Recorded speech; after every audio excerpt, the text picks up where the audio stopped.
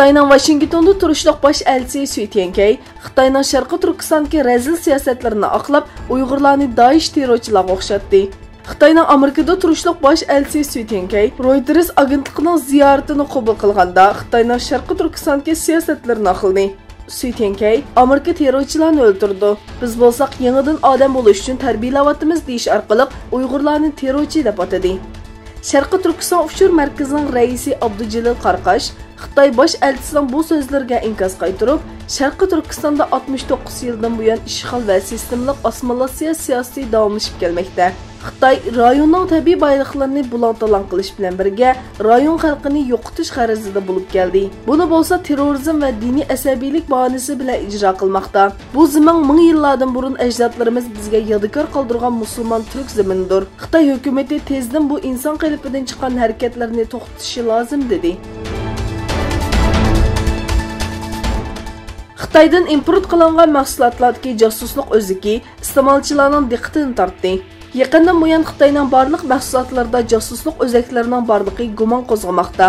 Bo'libmi o'tgan yili Rossiya qatorliq davlatlarning Xitoydan import qilgan kichik elektronlik asboblar va oila saymonlarda va ovoz ilish GPS yer shari o'rin belgilash sistemasi detallarining borligi aniqlanib, Rossiya tamojna doiralari tomonidan axborot oshkorlangan edi. İslam Həmkarlıq Təşkilatı Xitoy bilan Falastin masalasi, O'rta Sharq va Shimoliy Yevropadagi o'zgarishlar, tashkilotga a'zo bo'lmagan davlatlardagi musulmonlarning vaziyati va islomofobiya qatorliq ko'p taraflik masalalar haqida ko'rishmoqchi. Mazkur tashkilot tomonidan e'lon qilingan yozma bayonotda tashkilotning bir hay'atning Xitoy Tashqi ishlar ministrligining taklifiga binoan bugun Xitoy Beijingga qarab yo'lga chiqadiganligi, Xitoy doiralari bilan bir hafta rayonlik va xalqaro masalalar haqida suhbat o'tkazilganligi bildirildi. Yevropa İttifaqı Komitesi bayonotchisi Margaritis Shinas Angliya Yevropa İttifaqıdan kelishimsiz ayrılgan taqdirda Shimoliy Irlandiya bilan Yevropa İttifaqıga a'zo Irlandiya Cumhuriyati orasida tabiiy chegara hosil bo'lganligini bildirdi.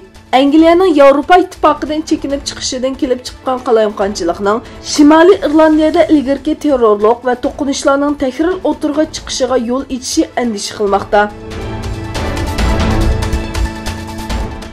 Hindiston saqchilarining bu hafta ichida Hindiston va Bengal chegarasida qapsilib qolgan daxil 61 arakanlik musulmonni qo'lga olganligi bildirildi.